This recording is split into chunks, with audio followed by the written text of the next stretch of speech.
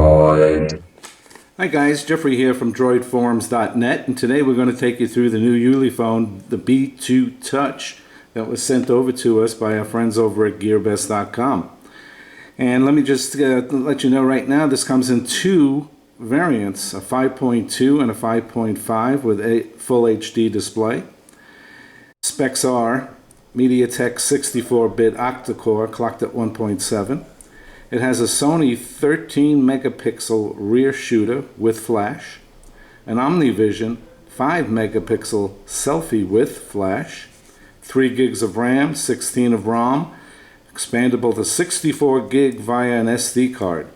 It's a GSM phone, 3G, 4G Lite, but in the States you need to check with your carrier bands because they do not include all the carrier bands necessary for America.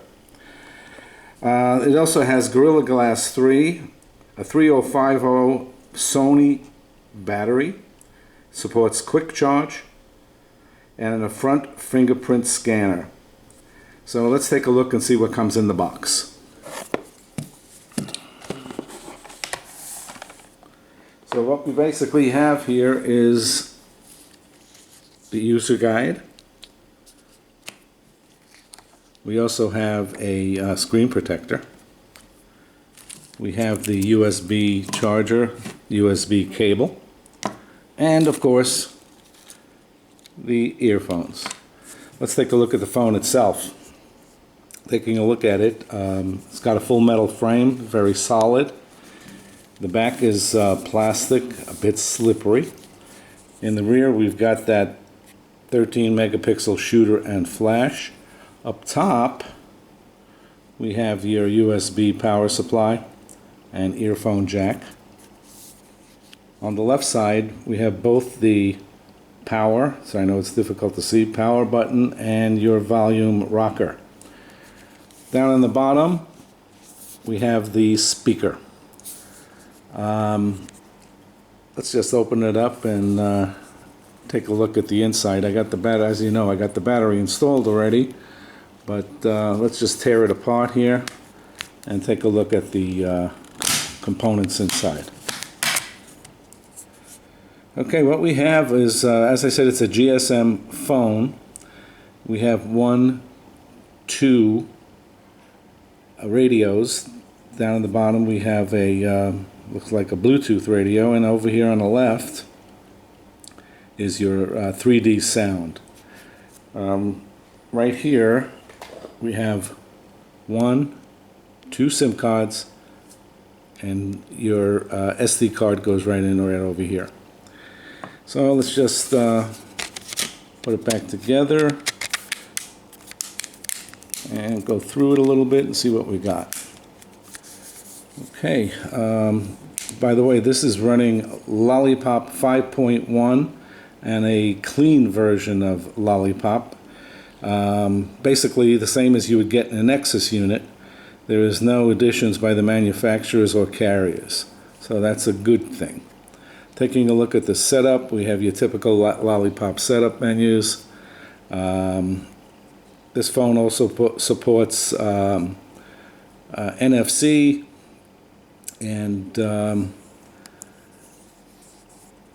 it's quite fluid. It comes with a full array of apps. You can delete what you don't want. That's a good thing as well. And I've also noticed that the phone is quite fast. Very, very, very fast. I have done a test on the speed. Let's see if we can get the results up here. No, I think we might have lost it. Let's see if we have it. Don't look like we have it anymore. The phone did come in at 45,800 something, which is quite nice, quite fast. Let's take a look as well at camera shot that I took. This is a picture of the garden outside. Same shot I basically took when we did the review last week of the Ulephone.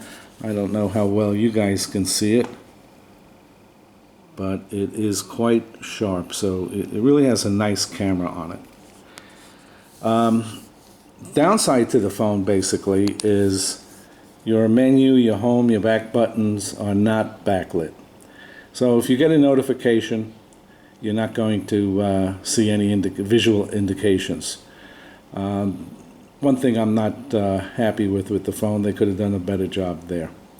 Other than that, folks, you've got a really nicely equipped phone. Retails at $229.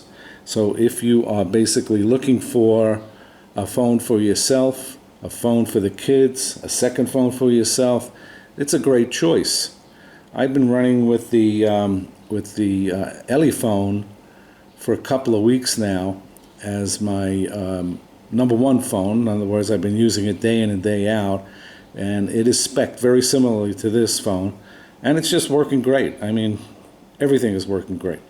Speakers are great, and I found it to be the same on this phone as well. So once again, it's a good choice. If you're not in the market to spend $600-700 on a name on your names like Sammy and LG and what have you, you want a great phone for you, great phone for the kids, whatever.